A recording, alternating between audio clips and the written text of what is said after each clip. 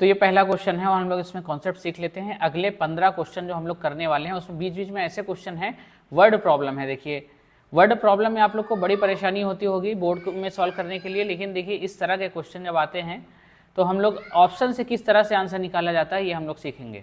देखिए बहुत सारे क्वेश्चन करने वाले हैं, अच्छा कॉन्सेप्ट आप लोग का बिल्डअप होगा इस पूरी वीडियो को देखने के बाद। तो आइए स्टार्ट करते हैं। पहली वीडियो जो देखा था आप लोग ने, 2 वीडियो देख लिया है, तो अब देखिए इस लीनियर इक्वेशन इन 2 वेरिएबल में एक बहुत ही इंपॉर्टेंट टॉपिक है कंसिस्टेंसी चेक करने का। तो कंसिस्टेंसी चेक करने के लिए हम लोग क्या करेंगे, पहले इस कॉन्सेप्ट को समझ लेते हैं। पहला क्वेश्चन है, फिर आगे यही हम लोग अप्लाई कर दिया करेंगे, ठीक है। तो जो स्टैंडर्ड लीनियर इक्वेशन लिखी होती है वो कैसे लिखी होती है, x के साथ a1x plus b1y plus c1 equal to में 0 होना चाहिए, स्टैंडर्ड फॉर्म यही है। अगली जो इक्वेशन ये लिखी है a2x plus b2y plus c2, 2 equation ये लिखी हैं। अब इसमें चेक करना है कि इन दोनों के जो आंसर हैं उस सोल्यूशन कैसे होंगे।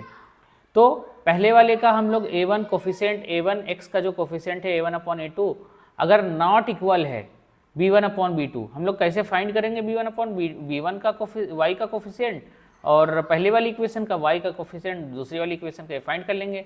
अगर नॉट इक्वल आ गया तो यूनिक सोल्यूशन। फिर हमको अगर इनफाइनाइट मेनी सोल्यूशन चेक करना है तो हम लोग क्या करेंगे, सबको a1 अपॉन a2 इक्वल आ गया b1 अपॉन b2 इक्वल आ गया c1 अपॉन c2, तो क्या कहलाएगा, इनफाइनाइट मेनी सोल्यूशन।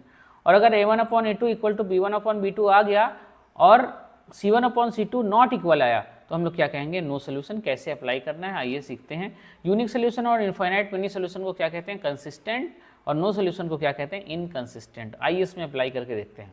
तो सबसे पहले ये बताइए आप लोग, पहली जो इक्वेशन है उसमें x का कोफिशिएंट क्या है, ये जो इक्वेशन लिखी है x का कोफिशिएंट क्या है, 1 है। तो ये हो गया a1 1 अपॉन में a2 जो दूसरी वाली इक्वेशन है उसका x का कोफिशिएंट क्या है 2, तो ये हो गया a1 अपॉन a2, 1 अपॉन 2 आया। अब हम लोग b1 अपॉन b2, b1 क्या है, y का जो कोफिशिएंट है वो है b1 2 और y का यहाँ पर जो कोफिशिएंट है वो कितना है 4, तो आइए लिख लेते हैं 4। ये हो गया b1 अपॉन b2, 2 1 जा 2 2 2 जा 4। ये देखिए a1 upon a2 equal to b1 upon b2 आ गया है। अब आइए c1 अपॉन c2 चेक कर लेते हैं।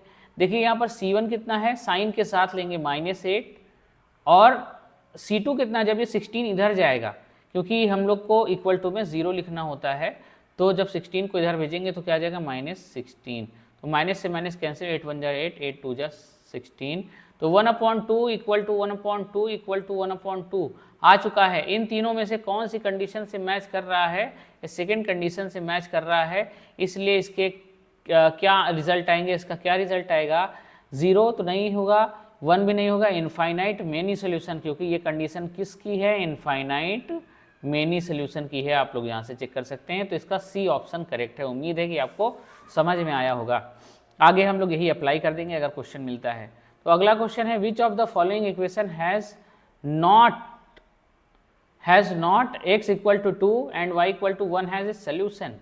तो बहुत ही आसान क्वेश्चन है, x की जगह पे आप 2 पुट कर दीजिए और y की जगह पे 1 पुट कर दीजिए। सोल्यूशन देखना है कि x और y चारों इक्वेशन में से किसका सोल्यूशन नहीं है। तो हम लोग x की जगह पे पुट कर लें 2 इंटू 1 प्लस 5, नहीं 2 इंटू एक्स की जगह पे क्या पुट करना है 2, पहली वाली इक्वेशन में हम लोग पुट कर रहे हैं, प्लस 5 और y की वैल्यू कितनी है, y की वैल्यू 1 है, तो 5 इंटू में 1 कितना है 8 दूनी 16 और 5, माफ करिएगा, तो ना 4 और प्लस 5 कितना आ गया 9, जो कि पहली इक्वेशन को सेटिस्फाई कर रहा है, इसका सोल्यूशन है। ऐसे ही दूसरे में चेक करिए, ऐसे ही तीसरे में चेक करिए। x की जगह पे अगर हम लोग 1 पुट करेंगे तो ये दूसरे वाली इक्वेशन में, तो 5 2 जा 10 प्लस 3 1 जा 3, 10 3 13, 5 दूनी 10 और 3 13 हो रहा है। देखिए इसमें सेटिस्फाई नहीं कर रहा है। आइए इसमें चेक कर लेते हैं, 2 2 जा 4 प्लस 3 1 जा 3, 4 3 7, इसमें भी सेटिस्फाई कर रहा है। 2 2 जा 4 माइनस 3, इसमें भी सेटिस्फाई करे। तो ऑप्शन बी जो है, ऑप्शन बी का, ये ऑप्शन बी का सोल्यूशन x इक्वल टू 2 और y इक्वल टू 1 नहीं है, क्योंकि पूछा था which of the following equation has not x equal to and y equal to as a solution. तो इसमें भी सेटिस्फाई कर रहा है, इसमें भी सेटिस्फाई कर रहा है, इसमें भी सेटिस्फाई कर रहा है, इसमें सेटिस्फाई नहीं कर रहा है, मतलब हमारा सही आंसर होगा ऑप्शन नंबर बी। तो चलिए अगले क्वेश्चन की ओर बढ़ते हैं। Value of k for which the equation kx plus 2y equal to 3 and has unique solution can not be equal to. अच्छा ठीक है, तो हमको दो इक्वेशन दी गई है, ठीक है, आप लोग देख रहे हैं दो इक्वेशन दिया गया है हम लोग को। तो पूछ रहा है के की क्या वैल्यू नहीं होनी चाहिए जिससे कि ये यूनिक सोल्यूशन हो जाए। चलिए फाइंड कर लें। यूनिक सोल्यूशन की कंडीशन आपके सामने लिखी हुई है, ये देखिए। अब सबसे पहले हम लोग इसको लिख लेते हैं k1 kx plus 2y standard form में लिख लेते हैं। इक्वल टू 3 है ना, तो इधर ले आए -3 इक्वल टू 0, ये स्टैंडर्ड फॉर्म में हो गया। अगला लिख लेते हैं 2x plus ky -7 equal to 0, ये दूसरी इक्वेशन लिख लिया स्टैंडर्ड फॉर्म में। तो यूनिक सोल्यूशन की क्या कंडीशन होती है, a1/a2, तो x के साथ वाला ये k a1 है और a2 2 है, इक्वल नॉट इक्वल टू लगाना है क्योंकि यूनिक सोल्यूशन हमको दिखाना है। तो b1 कितना है 2 और b2 कितना हो जाएगा k हो जाएगा। अब क्या करेंगे, इस k को k से मल्टीप्लाई करें, k की वैल्यू फाइंड करना है, तो k square not equal to 2 2 जा 4, k square not equal to 4, तो k नॉट इक्वल टू, जैसे इक्वल टू चलता है वैसे नॉट इक्वल टू चलेगा, k not equal to plus -2। देखिए साफ साफ लिखा आ रहा है k की वैल्यू क्या नहीं होनी चाहिए, ना +2 होनी चाहिए ना -2 होनी चाहिए।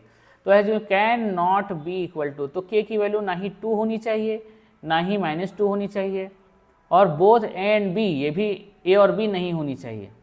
देखिए साफ साफ लिखा आ रहा है k की वैल्यू 2 ना लो और k की वैल्यू -2 ना लो, तो ये सिस्टम कैसा रहेगा, यूनिक सोल्यूशन रहेगा।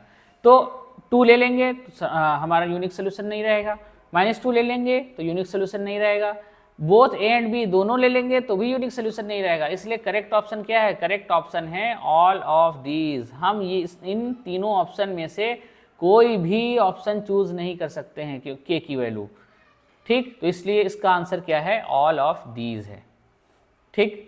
तो अगले क्वेश्चन की ओर बढ़ते हैं। देखिए जो पहली स्लाइड में हमने सीखा उसका इस्तेमाल यहाँ पर आया था। अगला क्वेश्चन देखें क्या करते हैं। द इक्वेशन, एक इक्वेशन गिवन है, उसमें हैज़ नो सोल्यूशन। आप लोग पहली स्लाइड से देखिए नो सोल्यूशन की क्या कंडीशन है, नो सोल्यूशन की कंडीशन क्या है। देखिए नो सोल्यूशन कैसे दिखाता है, जब सब बराबर हो जाए, a1/a2 इक्वल टू b1/b2, अच्छा नहीं, no solution, not equal to c1/c2, तो क्या करेगा, नो सोल्यूशन है। चलिए आइए सॉल्व करते हैं हम लोग। नो सोल्यूशन, तो इसमें बड़ा आसान है, तो डायरेक्ट क्वेश्चन दे दिया है। ये है कंडीशन इनफाइनाइट मेनी सोल्यूशन की, और ये है, ये तो कोई कंडीशन ही नहीं है। और ये कंडीशन किसकी है, a1/a2 equal to b1/b2 not equal to c1/c2, ये है कौन से, नो सोल्यूशन की ये कंडीशन है, ठीक। तो ऑप्शन कौन सा सही होगा, ऑप्शन होगा सी करेक्ट है, ऑप्शन सी इज करेक्ट। इसमें कुछ करना ही नहीं था, तो एकदम आसान क्वेश्चन आ गया था। तो अगला क्वेश्चन देखते हैं। System of following equation has unit, तो इसमें चेक करना है हम लोग को कैसा आएगा, many solution, no solution, has 2 equal to y equal to 4, has unique solution. तो आइए चेक कर लेते हैं। तो चेक करने के लिए वही क्या, सबसे पहले a1 हमारी इस इक्वेशन से हम लिखने जा रहे हैं, ठीक है, और दूसरी इक्वेशन ये है, तो ये हमारा है a1, ये है b1 और ये है c1, इधर आएगा तो माइनस नेगेटिव, ठीक, और ये है a2, ये है b2, ये है c2। तो चलिए चेक कर लेते हैं हम लोग, ठीक। तो a1/a2 सबसे पहले निकालते हैं। तो a1/a2 कैसे निकालेंगे, 5/a1/a2, 15/2, ये मेन वाला अपॉन है, ये मेन वाला अपॉन है, ठीक। तो इसको जरा सॉल्व कर लेते हैं। 5/1 इंटू 2/15 मतलब 10/15। आइए अब b1/b2 निकाल लेते हैं। b1 कितना है 2 और b2 कितना है 3। तो चेक करते हैं, 2 5 2 जा 10, 5 3 देखिए a1/a2 इक्वल टू b1/b2 आ चुका है, 2/3 इक्वल टू 2/3। अब बारी है c1/c2 को चेक करने की। तो c1 कितना है हमारा -16, c2 कितना है -24, माइनस से माइनस कैंसिल हो गया, 8 दूनी 16, 8, अरे गजब, ये भी इक्वल आ गया, सारे इक्वल आ गए। 2/3 इक्वल टू 2/3 इक्वल टू 2/3, तीनों इक्वल हैं। किसकी कंडीशन है, क्या ये यूनिक सोल्यूशन है, नहीं। क्या ये नो सोल्यूशन है, नहीं। ये कंडीशन है किसकी, इनफाइनाइट मैनी सोल्यूशन की, इनफाइनाइट मैनी सोल्यूशन की, क्योंकि तीनों क्या आ चुके हैं, इक्वल आ चुके हैं।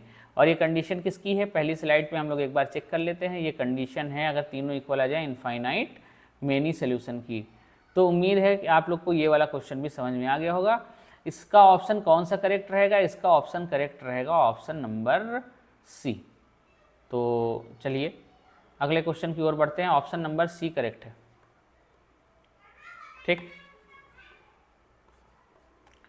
हाँ, अब अगला क्वेश्चन है, वर्ड प्रॉब्लम आ गई। The difference between two number is 26, मतलब दो नंबर का डिफरेंस कितना है, 26 है।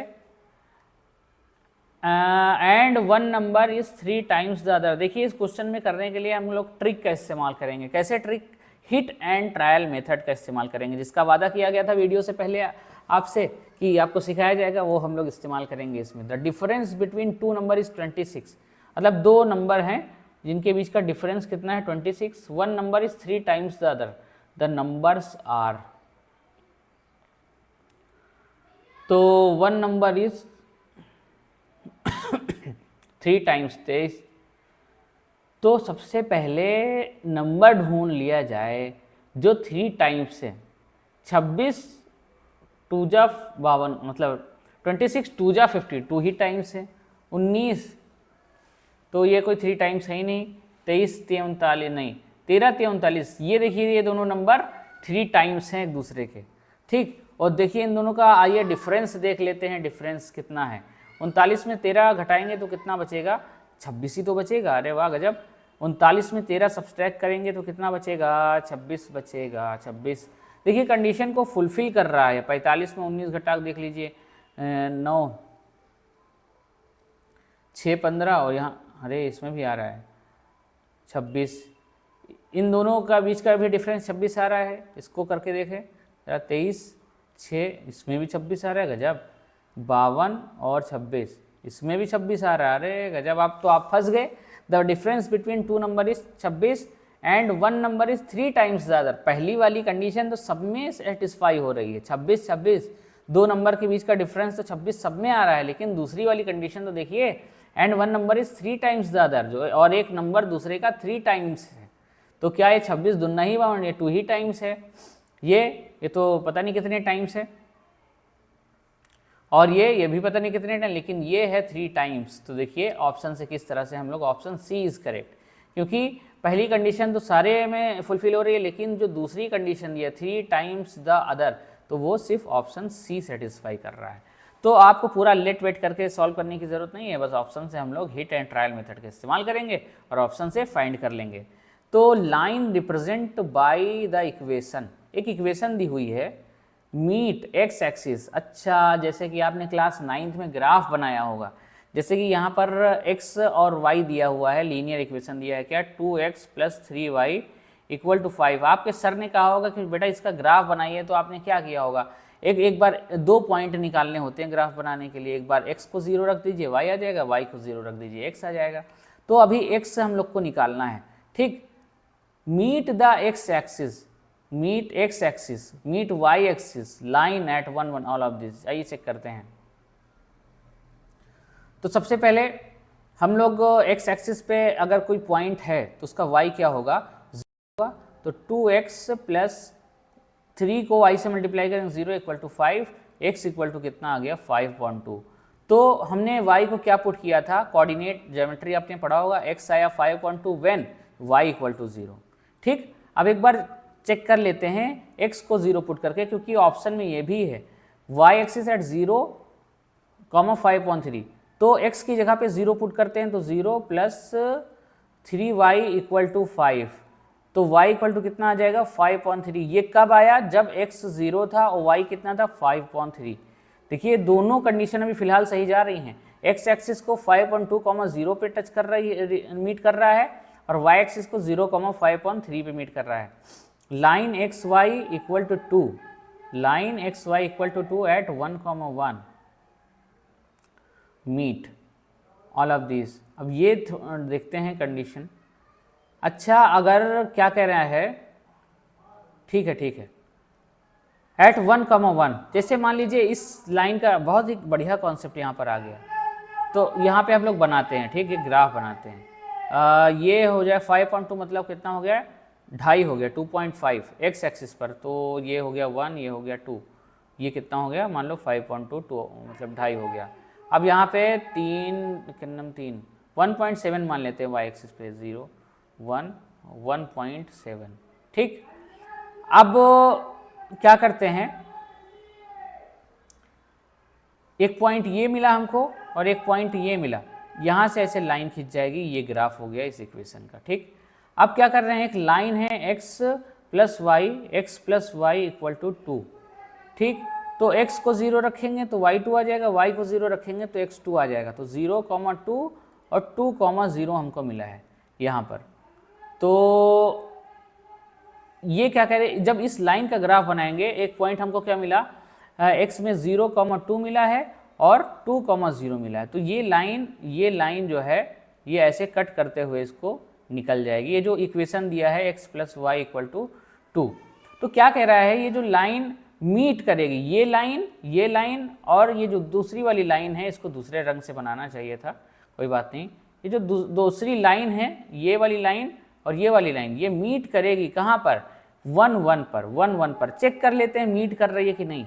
ठीक, अगर 1 1 पुट किया जाए यहाँ पर, 2x प्लस 3y, x की जगह पे 1 पुट किया जाए, y की जगह पे 1 पुट किया जाए तो कितना आएगा, 5 आ जाएगा, सही है। और यहाँ पर भी x की जगह पे 1 और y की जगह पे 1 पुट किया जाए तो कितना आएगा, 2 आएगा, जो कि सही कंडीशन बता रहा है। दोनों एक दूसरे को मीट करेंगे कहाँ पर, 1 1 पर। ये ग्राफ सही बन नहीं पाया है, यहाँ से जाना चाहिए था, 1 1 पर मीट करेंगे। तो आप लोग इस तरीके से इसको सॉल्व कर लेंगे। तो इसका सही ऑप्शन क्या है, ऑल ऑफ दीज, जितनी भी कंडीशन ऊपर दी हुई हैं ये सब सही हैं। ठीक, तो आइए अगला क्वेश्चन सॉल्व करते हैं। उम्मीद है कि आपको ये क्वेश्चन अच्छे से समझ में आया होगा।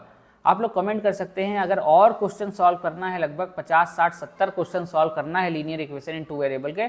ये AMU और जामिया की गाइड से ही क्वेश्चन उठाए गए हैं, प्रीवियस ईयर क्वेश्चन है सारे। कोई फेक प्रॉमिस नहीं की जा रही है कि आप लोग को फेक प्रॉमिस किया जाए कि आप लोग वीडियो पूरा देखें, ऐसा कुछ भी नहीं किया जा रहा है। एकदम अच्छे से समझाने की कोशिश हम कर रहे हैं कि आप लोग के कॉन्सेप्ट क्लियर हो जाएं और बहुत ही बढ़िया से आप लोग तैयारी करें। कुछ बच्चों का सिलेक्शन हो, सबको लगे कि हाँ पढ़ाई से कुछ होता है, आप लोग सॉल्व कर सकते हैं बढ़िया से। अभी तैयारी है, टाइम है तैयारी करने का, AMU जामिया का। आप लोग निकलिए सेंट्रल यूनिवर्सिटी, बहुत मज़ा आएगा, बहुत इन्जॉयमेंट है आगे की लाइफ में, और इंटरनल हो जाएंगे, सबसे अच्छी बात है। तो आइए अगला क्वेश्चन सॉल्व करते हैं बिना टाइम वेस्ट किए हुए। A man went to RBI with Rs 1000। एक आदमी 1000 रुपये लेके RBI गया। He asked the cashier to give him Rs 5 and 10 notes only in return. उसने कहा है कि कैशियर से कि हमको वापसी में 1000 रुपये दिया और कहा कि छुट्टा हमको दे दो और हमको सिर्फ 5 और 10 का नोट चाहिए। The man got 175 notes. जो आदमी को कैशियर ने नोट दिया, 175 नोट दिया। How many notes of Rs 10 did he received. उसने 10 रुपये के कितने नोट पाए। ठीक, काफ़ी अच्छा सवाल है, एक पजल टाइप का क्वेश्चन है ये, पजल। ठीक, तो 1000 रुपया, 175 रुपया उसको मिला। तो मान लिया 5 रुपया के एक्स नोट दिया और 10 रुपया का वाई नोट दिया। नंबर ऑफ नोट ही तो निकालना है हमको, और दोनों पता भी नहीं है कितना 5 रुपये का दिया, कितना 10 रुपये का दिया। तो ये नंबर ऑफ नोट है, 5 रुपये के एक्स नंबर ऑफ नोट, 10 रुपये के वाई नंबर ऑफ नोट। तो टोटल कितने नोट पाए उसने, 175 नोट पाए। मतलब एक इक्वेशन हमारी बन गई, x प्लस वाई, 5 रुपये के नोट की गिनती प्लस 10 रुपये के नोट की गिनती, टोटल कितना हुआ, 175 रुपया। ये हमको क्या मिल गई, इक्वेशन फर्स्ट मिल गई। 175 नोट उसने पाए। अब देखिए, लेकिन give him Rs 5 and 10 notes only in return. अब देखिए, अगर उसके पास 5 रुपये के नोट था, ठीक, तो 5x plus 10y equal to कितना हो जाएगा, 1000 रुपया। ये कैसे किया हमने, देखिए, उसने कहा था कि हमको 5 रुपये के नोट देना और 10 रुपये के नोट देना। तो हो सकता है 5 रुपये के x नोट दिया तो ये टोटल रुपया हो गया 5 रुपये का, और 10y इक्वल टू 1000। इन सबको ऐड करेंगे जो वो लेके आया था, तो टोटल रुपया कितना हो गया, 1000 रुपया। अब ये दो इक्वेशन आपके सामने हो गई, इसको सॉल्व करना है लीनियर इक्वेशन इन 2 वेरिएबल। तो आइए थोड़ा छोटा कर लेते हैं, x plus y equal to 175, और इसको 5 से डिवाइड कर देते हैं, तो x plus 2y equal to 5 200 हो गया, 200। तो माइनस माइनस माइनस ये कैंसिल हो गया, minus y equal to minus कितना आ गया, 25। तो y इक्वल टू कितना आ गया, y इक्वल टू 25। और y हमने क्या माना था, 10 रुपये के नोट। तो how many notes of Rs 10 did he received, उसने 10 रुपये के 25 नोट रिसीव किए। क्योंकि देखिए साफ साफ लिखा है 10 रुपये के नोट कितने थे गिनती के y, तो 25 note, option C is correct. उम्मीद है कि आपको समझ में आएगा, नहीं समझ में आएगा तो कमेंट करिएगा, एक बार फिर से वीडियो बना दिया जाएगा समझाने के लिए। लेकिन वीडियो को पॉज करिए, स्पीड स्लो अगर लग रही है, तेज़ लग रही है तो स्लो करके देखिए। दो इक्वेशन बना लेते हैं ऐसे, ये हो गई नोटों के नंबर की इक्वेशन और ये हो गई नोटों के वैल्यू की इक्वेशन। 5 रुपये के x नोट, मतलब चलिए 10 रुपये के, 10 रुपये के 25 नोट थे, तो कितना हो गया, देखिए y कितना आया है, 25 आया है, तो इसका मतलब 250 रुपया तो यही हो गया। और अब 5 रुपये के नोट कितने लेने पड़ेंगे, आप 1000 में से घटा दी, 750 रुपया हो जाएगा, ठीक, तभी तो 1000 बना। तो ये वैल्यू है पैसे की, ये वैल्यू है पैसे की। 10 रुपये के y नोट 25 नोट और 5 रुपये के x नोट, मतलब जितना भी आएगा सबको जोड़ देंगे तो कितना रुपया बन जाएगा, जितना रुपया वो घर से लेके आया था उतना बन जाएगा। ठीक, चलिए अगला क्वेश्चन सॉल्व करते हैं, उम्मीद है कि समझ में आ गया होगा। ये देखिए 9th क्लास का क्वेश्चन है, 3 चेयर्स, माफ करिए 10th क्लास में क्वेश्चन आता है ये, 9th क्वेश्चन है। अभी हम लोग को 6 क्वेश्चन और सॉल्व करने हैं, वीडियो थोड़ा बड़ा हो जाता है इसके लिए माफ़ी चाहते हैं, क्योंकि कॉन्सेप्ट को क्लियर करना है।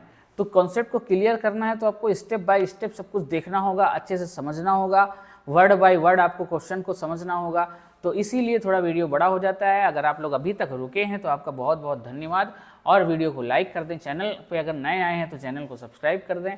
एक कोशिश है कि अच्छी एजुकेशन दी जाए, तो इसके लिए आप लोग का सपोर्ट चाहिए, और अच्छा सा कमेंट भी ज़रूर कर दें। ठीक, if 3 chairs and 2 tables cost Rs 1200 and 5 chair and 3 table cost the cost of 2 chair and 2 table.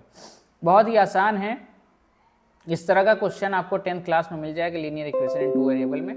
तो एक चेयर का cost of 2 chair and 2 table पूछा है, तो हम लोग कुछ नहीं, सबसे पहले एक चेयर का, लेट 1 चेयर कॉस्ट ₹x और 1 टेबल कॉस्ट ₹y। एक चेयर मान लिया x रुपये की है और एक टेबल y रुपये की है, तो 3 चेयर, एक टेबल x रुपये की, 3 चेयर 3x रुपये की, और 2 टेबल, एक टेबल है y रुपये की, 2 टेबल 2y रुपये की। मतलब एक टेबल है 10 रुपये की, 2 टेबल निकालने के लिए क्या करते हैं, 2 से मल्टीप्लाई ही तो करेंगे। एक टेबल है 15 रुपये की, 3 टेबल कितना हो जाएगा 45 रुपये की, एक टेबल है x रुपये की, 3 टेबल कितनी हो जाएगी, मल्टीप्लाई 3, इसी तरह से निकाला है। कितने रुपए हैं, 1200। ठीक, और क्या कह रहा है, 5 चेयर्स, एक चेयर है x रुपये की तो 5 चेयर 5x रुपये की, और 3 टेबल, एक टेबल है y रुपये की तो 3 टेबल 3y रुपये की। टोटल कितना रुपया हो जाता है, दोनों खरीदेंगे तो 1900 रुपया। तो अभी हम लोग को x और y फाइंड करना है। देखिए थोड़ा लंबा चौड़ा क्वेश्चन दे दिया है यहाँ पर, कैसे सॉल्व करना है, चलिए आप लोग को लीनियर इक्वेशन इन 2 वेरिएबल, क्योंकि 10th क्लास में खूब सारा किया होगा। इसमें हम लोग मल्टीप्लाई करते हैं 3 से, इसमें मल्टीप्लाई करते हैं 2 से, थोड़ा जल्दी सॉल्व करेंगे। 9x प्लस 2 3 जा 6y 36 और 00, और 5 2 जा 10x प्लस 3 2 जा 6y इक्वल टू 19 दूना 3800। ठीक, अब देखिए साइन चेंज कर लेते हैं, ये सब कॉन्सेप्ट आपको मेरी वीडियो में मिल जाएगा डिटेल में। प्लस 6y और माइनस 6y कैंसिल हो गया, -x और -200। देखिए एक टेबल का cost of 2 chair and 2 table, तो x रुपया कितना आ गया 200, मतलब एक जो चेयर मिलती है वो 200 रुपये की मिलती है भैया, एक चेयर 200 रुपये की मिलती है। तो आइए निकाल लेते हैं रेट y, तो किसी इक्वेशन में पुट करना पड़ेगा, यही चारा है, क्योंकि 3x प्लस 2y पहली इक्वेशन है हमारी इक्वल टू 1200। x की जगह पे 200 पुट करते हैं तो 200 3 600 रुपया हो गया, प्लस 2y इक्वल टू 1200, तो 2y इक्वल टू 1200, ये 600 इधर आएगा, कितना हो जाएगा 600, तो कितना हो जाएगा y इक्वल टू 300। भैया एक जो चेयर मिलती है 200 की, एक टेबल मिलती है 300 की, लेकिन यहाँ पूछा है द कॉस्ट ऑफ 2 चेयर, तो एक चेयर है 200 की तो 2 चेयर कितनी हो जाएगी 400 की, एंड 2 टेबल, एक टेबल है 300 की तो 2 टेबल हो जाएगी 600 की। भैया 1000 रुपये का मिलेगा, 1000, दोनों कितने का मिलेगा 1000 रुपये का मिलेगा, ऑप्शन सी इज करेक्ट। तो देखिए इस तरह के भी क्वेश्चन आ जाते हैं, टेबल चेयर हो सकता है आपके जो पेपर है उसमें आ जाए 3 samosa and 2 T cost rupees इतना, लेकिन इतने रुपए की समोसे चाहे थोड़ी होगा, 1 0 कट जाएगा, फिर कहेगा and 5 samosa and 3 T cost rupees 190, the cost of 2 samosa and 2 T. इस तरह के भी क्वेश्चन आ सकते हैं आप लोग के। ठीक, तो linear equation in two variable के क्वेश्चन इस तरह से सॉल्व किए जाते हैं। आइए अगला क्वेश्चन हम लोग सॉल्व करते हैं।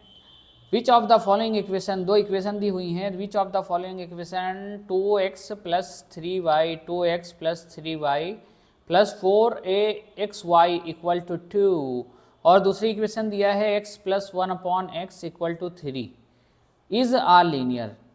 मतलब इन दोनों इक्वेशन में से कौन सी लीनियर है, हम लोग को ये चेक करना है। तो लीनियर इक्वेशन का स्टैंडर्ड फॉर्म क्या होता है, ax plus by plus C equal to 0। इसमें कोई प्रोडक्ट का टर्म तो है नहीं कि c के साथ एक्स वाई आ जाए, जैसे कि यहाँ पर आ गया है। तो लीनियर इक्वेशन ये होती अगर ये एक्स वाई ना होता, तो बढ़िया x के साथ एक वेरिएबल और y के साथ एक ये कांस्टेंट और इक्वल टू में 2 होता। ये टर्म ना होता तो ये लीनियर होती, क्योंकि लीनियर होने के लिए प्रोडक्ट का टर्म नहीं होना चाहिए। ठीक, तो इसलिए ए वाली इक्वेशन तो लीनियर नहीं है। अब जो ये जो दूसरी इक्वेशन है तो बच्चा बता दे, x को x से multiply x square plus 1/x equal to 3। ये देखिए ये तो लीनियर नहीं बन गई, ये क्या बन गई, ये क्वाड्रेटिक बन गई। क्यों क्वाड्रेटिक बन गई, -3x प्लस 1 क्वाड्रेटिक बन गई है। देखिए कैसे पता किया, क्योंकि जो वेरिएबल है उस पर मैक्सिमम पावर कितनी है, 2 है। तो ये लीनियर नहीं है, क्या बन गई, क्वाड्रेटिक। और ये भी लीनियर इक्वेशन नहीं है क्योंकि इसमें प्रोडक्ट का टर्म है वेरिएबल के, इसलिए ये भी लीनियर है। तो कौन सा ऑप्शन मैच कर रहा है, हाँ option number C, neither A nor B. ना तो ए लीनियर है ना तो बी लीनियर है। बहुत अजीब इक्वेशन। चलिए अगला, ए फ्रैक्शन बिकम्स, इसको हम लोग ऑप्शन से करेंगे। जितने भी कठिन क्वेश्चन आपको लग रहे हैं कि बहुत कठिन आ गया, वो सब के सब हम लोग ऑप्शन से कर लेंगे। ए फ्रैक्शन बिकम्स 1/3, एक फ्रैक्शन है वो 1/3 हो जाता है कब, when 1 is subtracted from the numerator. जब उसके न्यूमरेटर से 1 सब्सट्रैक्ट कर दिया जाता है तो वो कितना बन जाता है, 1/3। एंड इट बिकम्स 1/4, और ये 1/4 बन जाता है कब, when 8 is added to its denominator, जब इसके डिनोमिनेटर में 8 ऐड कर दिया जाता है। तो आइए चेक करते हैं कौन सा है। आइए ये वाला पहले 1/4 वाला चेक करते हैं। 1/4 दोनों कंडीशन रख के देखते हैं। When 1 is subtracted from the numerator, अरे भैया जब इसमें से न्यूमरेटर में से 1 ही सब्सट्रैक्ट कर देंगे तो 0 ही हो जाएगा, एक खल्लास खत्म। ऑप्शन बी 3/7, इसके न्यूमरेटर में से 1 सब्सट्रैक्ट करते हैं। आइए 1 सब्सट्रैक्ट किया तो क्या बन गया, 2/7। भैया इसको क्या बनना है, 1/3 बनना है, लेकिन ये बन क्या गया, 2/7। तीसरा वाला चेक करते हैं 3/4, पहली ही वाली कंडीशन नहीं सेटिस्फाई हो रही तो दूसरी क्या चेक करें। 3/4 न्यूमरेटर में से 1 सब्सट्रैक्ट करते हैं तो कितना आ गया, 2/4, 2 कितना आ गया, 1/2, लेकिन आना कितना चाहिए था, 1/3। तो तीनों ऑप्शन नहीं है। अब ये चौथे की बारी है, 5/12। न्यूमरेटर में से 1 सब्सट्रैक्ट करते हैं तो कितना बन गया, 4/12। थोड़ा सॉल्व कर लें, 4 1 जा 4, 4 अरे गजब, यही तो है 1/3। कंडीशन सेटिस्फाई होगा ईडी वाले में, लेकिन सेफ साइड रहने के लिए हम लोग ये भी चेक करेंगे। And it becomes 1/4 when 8 is added to its denominator. तो ये जो फ्रैक्शन है 5/12, ये इसके अगर डिनोमिनेटर में हम लोग 8 ऐड कर दें, जो कि दूसरी कंडीशन है, 8 इज एडेड, तो ये कितना बन जाना चाहिए, 1/4। चेक करते हैं, 5/12 8 20, तो 5 5 5 5, अरे गजब 1/4 बन गया। तो option D is correct. Option D किस तरह से, देखिए हम लोग ने हिट एंड ट्रायल मेथड का इस्तेमाल किया और आंसर पा लिया। तो आप लोग भी इसी तरह से सॉल्व करिए, इसको पूरा लिख के करने की तो ज़रूरत है नहीं। Save time and score in exam, यही है नियम। इन ए साइक्लिक क्वाड्रिलेटरल, 4 कोनों वाला एक क्वाड्रिलेटरल है, एक इतना है, बी इतना है, सी इतना है, डी इतना है, तो एंगल सी कितना है। तो आप लोग बताइए क्वाड्रिलेटरल के चारों एंगल के सम कितना होता है। Option C plus angle D कितना होता है, 360 होता है। अगर किसी क्वाड्रिलेटरल के चारों एंगल को ऐड कर दिया जाए तो कितना आएगा, 360 आएगा। एंगल ए को हम लोग लिख लेते हैं 4y + 20। एंगल बी कितना दिया है, 3y - 5। एंगल सी कितना दिया है, +4x degree, plus angle D कितना दिया है, 7x + 5। इतना आसान है नहीं जितना लग रहा था, इक्वल टू 360। ठीक, तो यहाँ से तो x y दो मिल जाएगा। चलिए सॉल्व करते हैं, क्या दिक्कत। 4 3 7y + 7 4 7 4 11x, 20 में से 5 गया 15, ये 5 5 उड़ गया, खाली क्या बचा? खाली क्या बचा? 360 में से 20 सब्सट्रैक्ट कर देंगे इक्वल टू 340। ये पहली इक्वेशन मिली भैया, पहली इक्वेशन। तो एंगल सी पूछा है, एंगल सी। एंगल सी निकालने के लिए हमको क्या पता होना चाहिए? एक्स की वैल्यू पता होनी चाहिए। एक्स की वैल्यू अब नहीं पता है। चलिए, ये साइक्लिक है, मतलब जो सोचा था वो नहीं हुआ, आसानी से नहीं होगा। साइक्लिक है मतलब ए बी सी डी। और हाँ, क्वाड्रिलेटरल के आमने सामने के एंगल का सम 180 डिग्री होना चाहिए। आमने सामने के एंगल का सम कितना होना चाहिए? 180 डिग्री। तो ए और सी को जोड़ा जाए, ए और सी को जोड़ा जाए। पहली इक्वेशन फाइंड करने के, एंगल ए है 4y + 20 और एंगल सी कितना है? 4x इक्वल टू कितना होगा? 180 डिग्री। तो इसको ज़रा हम लोग लिख लें, 4x + 4y, 180 में से 20 गया, कितना बचा? 160 डिग्री। 160 थोड़ा सा सॉल्व कर लेते हैं, सिंप्लीफाई, इक्वल टू 4 से डिवाइड कर दिया 40। तो x + y = 40 आया। और दूसरी इक्वेशन आई 7y + 11x = 340। अच्छा, एक और तरीके से ये एक इक्वेशन चलिए मान ली, और इन दोनों को जोड़ दें, b और d को जोड़ दें, तो भी हम लोग को 180 मिलना चाहिए। आइए थोड़ा आसान हो जाएगा, क्या झंझट करना है इतना। b को जोड़ते हैं, 3y - 5 प्लस एंगल d कितना है? 7x + 5 इक्वल टू, ये भी 180 होगा। तो नियम है आमने सामने के एंगल को जोड़ो, इसीलिए साइक्लिक दिया है, साइक्लिक। ठीक, तो कितना आ गया? 7x + 3y इक्वल टू +5 - 5 उड़ गया 180। अब इस इक्वेशन से हम लोग सॉल्व कर लें, 7x 7 से मल्टीप्लाई कर दिया, +7y equal to 7 × 4 = 28, 280 minus minus minus, गलती किया, -4y इक्वल टू कितना बचा? ये 0 0 -100। y इक्वल टू कितना आ गया? माइनस से माइनस कैंसिल, 4 दूनी 8, 4 पंचे 20, 25 आ गया y। हाँ, तो हमारा y कितना आ गया? y equal to 25। यहाँ से आप लोग x फाइंड कर लेंगे। इस इक्वेशन में पुट कर दें 25, तो x 40 में से 25 जाएगा, कितना बचेगा? 15। x की वैल्यू कितनी आ गई? 15 आ गई। x इक्वल टू हमारा जो मिला है हमको, कितना मिला? x इक्वल टू 15 मिला है। अब x इक्वल टू 15 मिला है, हमको फाइंड क्या करना है? हमको एंगल c फाइंड करना है। एंगल c है कितना? 4x, तो कितना हो गया? 15, 4 × 15 कितना आ गया? 60। Option A is correct, option A जो था वो सही था। ठीक, और ये कोई भी कॉम्पिटिटिव एग्जाम हो, कोई भी कॉम्पिटिटिव एग्जाम हो, ये ट्रेन व्रेन वाला क्वेश्चन बहुत सॉल्व करने के लिए आता है। Let the speed of usual speed, usual speed जो ट्रेन की है वो है x km/h। ठीक, तो और कितना किलोमीटर है? Train takes 2 hour less, journey 300 kilometre speed. तो स्पीड है हमारी x km/h, जब बढ़ाई नहीं गई है 5 किलोमीटर स्पीड, तब की बात हो रही है। और हमारी डिस्टेंस कितनी है? 300 किलोमीटर। तो टाइम कितना लगेगा? Time equal to distance upon time, नहीं, time equal to distance upon speed. Distance है 300 किलोमीटर, स्पीड कितनी है? x kilometre. ये तब की बात हो रही है जब ट्रेन की स्पीड बढ़ाई नहीं गई थी। ठीक, तो जितना भी टाइम ले उसको मान लिया t1। अब ट्रेन की स्पीड जब बढ़ा दी गई है, कितना किलोमीटर? 5 km/h, लेकिन डिस्टेंस तो उतनी ही है, 300/x + 5, 5 किलोमीटर बढ़ा दी गई। तो कह रहे हैं आप टाइम कम ले रहा है। तो ये आइए इक्वेशन में पुट कर देते हैं। देखिए, जब पहले बिना स्पीड कम थी तो ज़्यादा टाइम लेगा, माइनस जब स्पीड बढ़ा दी गई तो कम टाइम लेगा। कितना कम टाइम ले रहा है? 2 घंटे। तो ये पुट कर देते हैं, 300/x minus 300/x + 5 equal to कितना? 2। 300 कॉमन ले लेते हैं, x की वैल्यू फाइंड करना है।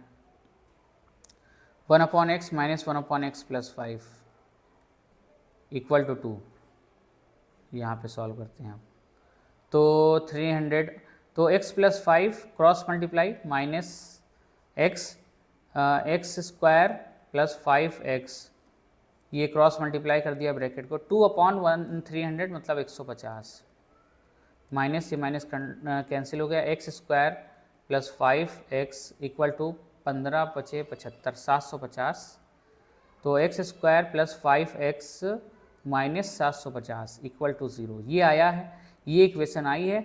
आप लोग इक्वेशन सॉल्व कर लेंगे, दो वैल्यू ऐसे ढूंढ लें, मल्टीप्लाई करने पे 750 आ जाए, सब्सट्रैक्ट करने पे 5 आ जाए, जो वैल्यू आएगी वही आपका यहाँ पर आंसर करेक्ट होगा। ये आप लोग को क्वाड्रेटिक इक्वेशन सॉल्व कर लेना है, दो वैल्यू आएगी, एक नेगेटिव आएगी एक पॉजिटिव आएगी, पॉजिटिव वाली ले लेंगे और इसको सॉल्व कर लेंगे। अच्छा आप लोग देखिए वैल्यू से भी फाइंड कर सकते हैं हम लोग। आइए 25 रख के देखते हैं, इसमें इक्वल टू 0 आ जाए तो काम हो जाएगा। तो 25 का स्क्वायर 25 इंटू 25 625 प्लस 25 बच्चे, ये मतलब x की जगह पे 25 पुट कर रहे हैं और क्या, 25 पंचे 125 माइनस 750। तो 5 5 10 की 0, 2 2 4 1 5 6 1 7, देखिए आ गया। 25 रख रहे हैं, 25 किलोमीटर पर आवर पे आंसर आ रहा है। इस तरह से x की वैल्यू पुट करके भी आप लोग निकाल सकते हैं। इसको नंबर नहीं मिलेगा, आप लोग को टाइम भी लगेगा, बहुत ज़्यादा टाइम वेस्ट होगा, इसको सॉल्व करने में नंबर नहीं मिलेगा। ऑप्शन पुट करिए, ये सब क्या है, x की वैल्यू ही तो दिया हुआ है, x की वैल्यू, क्वेश्चन को समझिए, टॉपिक को समझिए, x की वैल्यू दिया हुआ है, यूजुअल स्पीड x की वैल्यू दिया है, x की वैल्यू यहाँ पर पुट कर लीजिए, इक्वेशन सेटिस्फाई जिस पे कर जाए वही हमारा आंसर है। तो हम लोग को सॉल्व नहीं करना है लीनियर इक्वेशन, पूरा क्वाड्रेटिक इक्वेशन। अगला क्वेश्चन है, the largest angle of the triangle is twice the sum of the other two. मतलब एक ट्रायंगल है, उसमें जो लार्जेस्ट एंगल है is twice the sum of other two. देखो एक एंगल मान लिया A, एक है B, एक है C, ये मान लिया C जो है लार्जेस्ट है, C जो है वो A और B के सम का 2 गुना है। A और B को ऐड करो, जितना आएगा उसका 2 गुना है C, ठीक। The smallest is 1/6 of the largest, और स्मॉलेस्ट है माफ करिएगा, स्मॉलेस्ट है A, और जैसे C मान लीजिए 60 है तो A कितना है 6 गुना 1/6 है, 6 गुना कम है, मतलब 6 गुना कम होगा तो अपॉन 6 10 होगा, 10 6 गुना कम मतलब डिवाइडेड बाई 6। तो चलिए ऑप्शन से देख लेते हैं।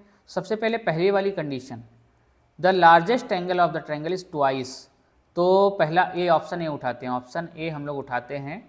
तो जो लार्जेस्ट एंगल है इसका, लार्जेस्ट एंगल ये 120, क्या इन दोनों के सम का 2 गुना है, 40 20 60, 60 हुआ और 60 दूना 120, हाँ ये सेटिस्फाई कर रहा है। एंड द स्मॉलेस्ट इज ये स्मॉलेस्ट है 1/6 ऑफ द लार्जेस्ट, मतलब 120 का क्या है 6 गुना है क्या 20, हाँ 2 छंग 12, हाँ ये भी बात सही है। स्मॉलेस्ट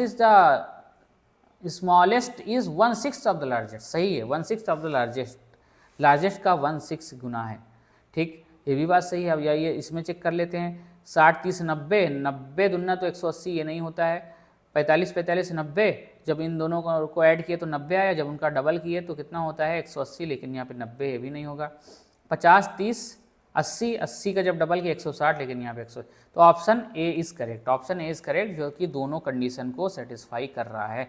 तो इस तरह से ऑप्शन का इस्तेमाल करके आप लोग क्वेश्चन को सॉल्व कर सकते हैं। तो उम्मीद है कि आपको ये लीनियर इक्वेशन इन 2 वेरिएबल समझ में आ गया होगा। अगर समझ में आ गया है तो सपोर्ट दिखाएं अपना, और वीडियो को लाइक कर दें, चैनल को सब्सक्राइब कर दें। इस वीडियो में फ़िलहाल इतना ही, देखने के लिए बहुत बहुत धन्यवाद। अपने दोस्तों को शेयर कर दें, मैथ लैब चैनल को सब्सक्राइब कर लें। Thank you.